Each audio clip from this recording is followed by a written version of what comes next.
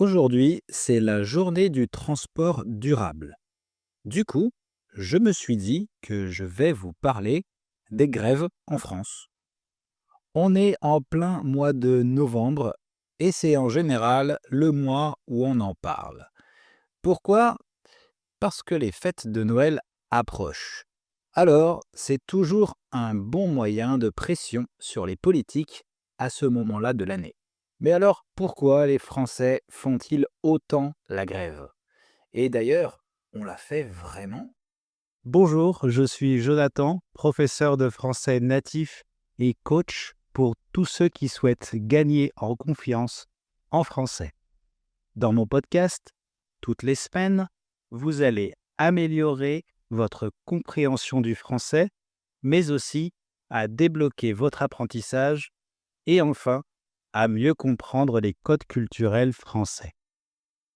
Sachez que vous pouvez accéder à la transcription gratuite et aux flashcards sur mon site web www.tavieenfrançais.com. Et si vous avez un moment, vous avez aussi la possibilité d'évaluer ce podcast avec une étoile et un commentaire. Alors, les Français sont-ils ceux qui font le plus la grève? On dit souvent que les Français font beaucoup de grèves et c'est en partie vrai.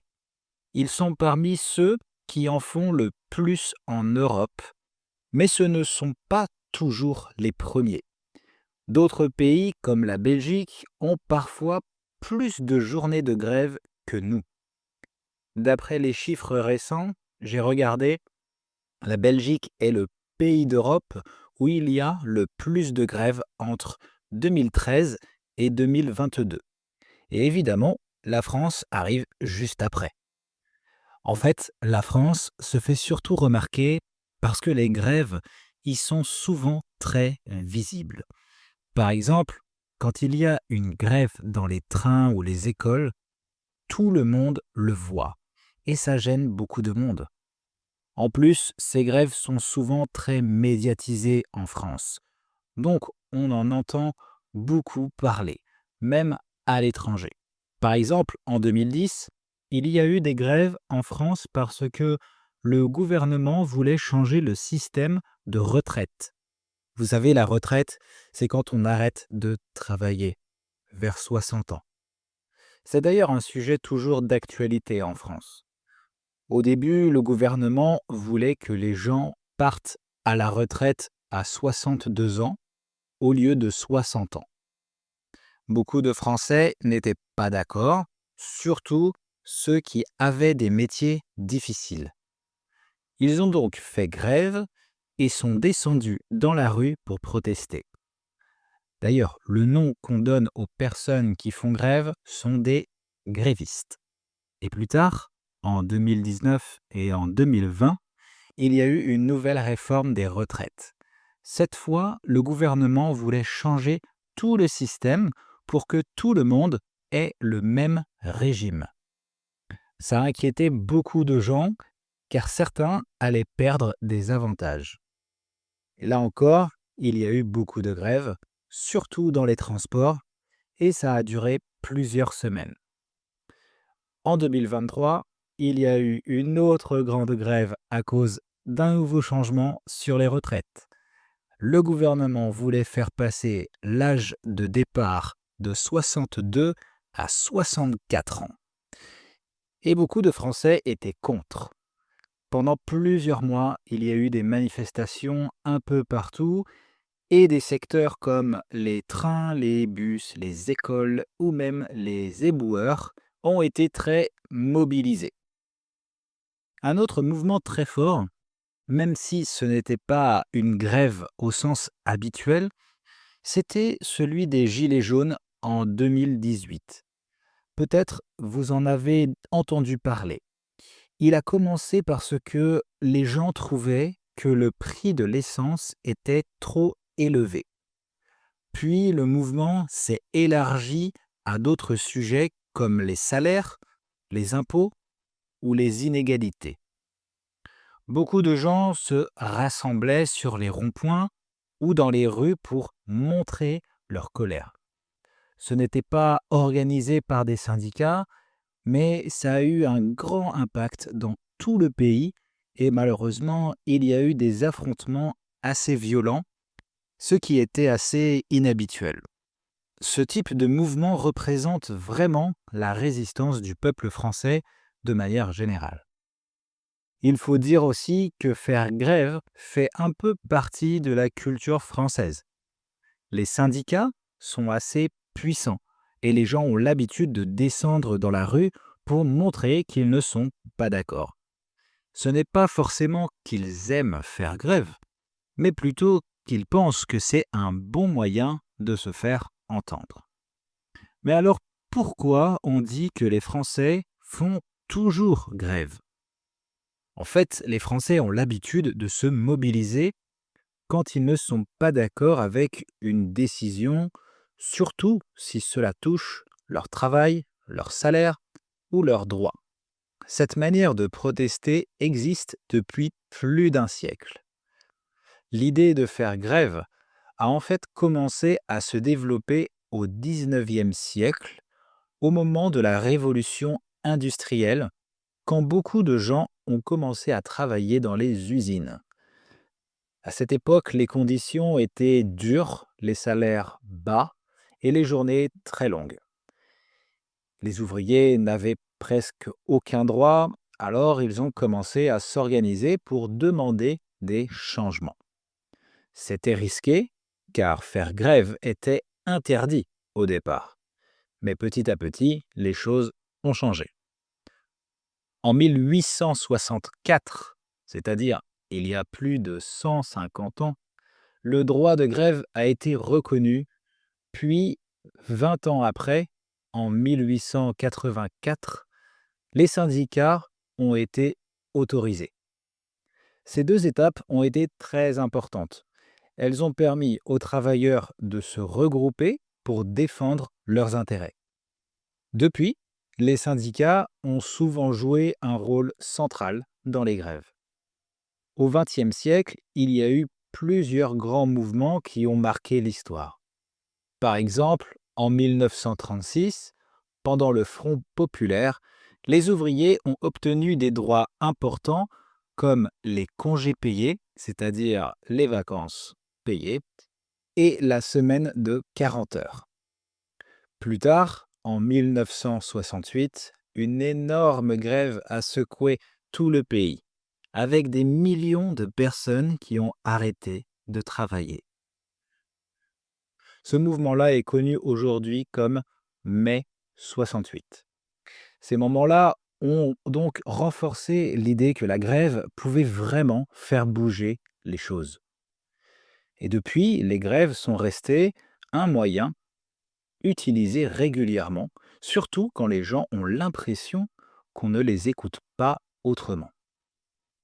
En France, on a un cadre légal assez protecteur pour les travailleurs. Et c'est vrai que ça peut expliquer en partie pourquoi les grèves sont fréquentes. Le droit de grève est inscrit dans la Constitution, ce qui lui donne une grande importance. Ça veut dire qu'un salarié peut faire grève sans risquer de se faire licencier, sauf cas très particulier, ce qui n'est pas le cas dans tous les pays. Il y a aussi une histoire sociale très forte. Les syndicats, même s'ils ne représentent pas toujours beaucoup de salariés, ont quand même un poids important dans les négociations encore aujourd'hui. Il y a donc une culture où protester est vu comme un droit, voire un devoir, et pas comme un acte de rébellion. C'est pour ça qu'on parle souvent d'une tradition française. C'est une forme d'expression sociale qui s'est installée dans le temps et qui est devenue très visible dans la vie du pays. Donc le fait d'avoir plus de droits en matière de grève et de protection des salariés rend les grèves plus faciles à organiser et plus fréquentes qu'ailleurs. Ce n'est pas juste une question de caractère râleur, comme on le dit parfois, mais aussi de cadre légal et de culture. Alors qu'en pensent les étrangers? Eh bien, ça dépend de chacun, bien sûr, mais j'ai cherché et on peut identifier des opinions générales selon les pays et les cultures. Par exemple, dans les pays scandinaves comme la Suède, le Danemark ou la Norvège, les grèves sont considérées comme normales et font partie de la culture. Ces pays ont des syndicats puissants et les gens comprennent que les travailleurs doivent parfois se mobiliser pour défendre leurs droits. En Allemagne aussi, même si les grèves sont moins fréquentes qu'en France, les Allemands respectent le droit de protester et savent que les grèves peuvent parfois être nécessaires. Dans les pays du sud de l'Europe, comme l'Espagne, l'Italie ou la Grèce, les grèves sont aussi assez courantes, surtout quand les gens se sentent attaqués par des réformes ou des problèmes économiques. Les habitants de ces pays voient souvent les grèves françaises de manière positive, comme une façon légitime de protester. Ils partagent une certaine solidarité avec les travailleurs français qui font grève pour défendre leurs droits. En tout cas, c'est ce que je vois, moi qui habite maintenant en Espagne. Dites-moi ce que vous en pensez en commentaire. En revanche, dans des pays anglo-saxons, les grèves sont moins courantes et souvent vues de manière négative, même si ça dépend des personnes, bien sûr. Faire grève peut être perçu comme une perturbation inutile là-bas, surtout si ça touche les services de base. Les grèves sont souvent perçues comme exagérées et inutiles. Certains préfèrent souvent résoudre les problèmes par la discussion et le compromis plutôt que de bloquer l'économie. Et dans des pays comme le Japon, la Corée du Sud ou la Chine, en Asie, les grèves sont très rares. Dans ces cultures, l'ordre social et la stabilité sont très importants. Donc faire grève peut être vu comme un signe de désordre, et dans des pays comme la Chine, les grèves sont souvent interdites. Les Japonais, eux, préfèrent trouver des solutions internes et évitent de perturber la société avec des grèves, de manière générale. Et les Français alors? Ils en pensent quoi? Eh bien, les opinions sont très partagées en France.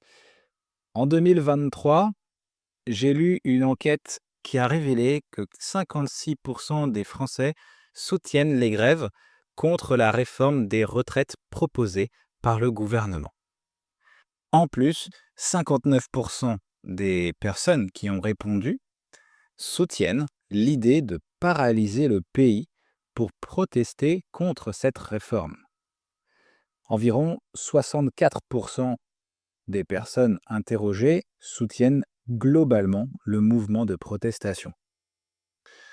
Mais j'ai vu une autre enquête menée en 2018 qui a montré que 57% des Français estimaient que les grèves à la SNCF, la SNCF, c'est une entreprise qui vous permet de voyager en train en France, ils estimaient que les grèves à la SNCF étaient injustifiées, malgré un large soutien sur les réseaux sociaux.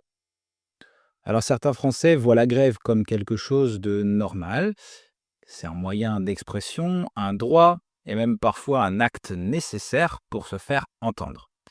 Il y a des personnes qui sont fières de cette tradition de lutte, surtout quand elles pensent que ça a permis d'obtenir des avancées sociales, comme les congés payés, la retraite ou la réduction du temps de travail. Mais en même temps, il y a aussi des Français qui en ont un peu marre.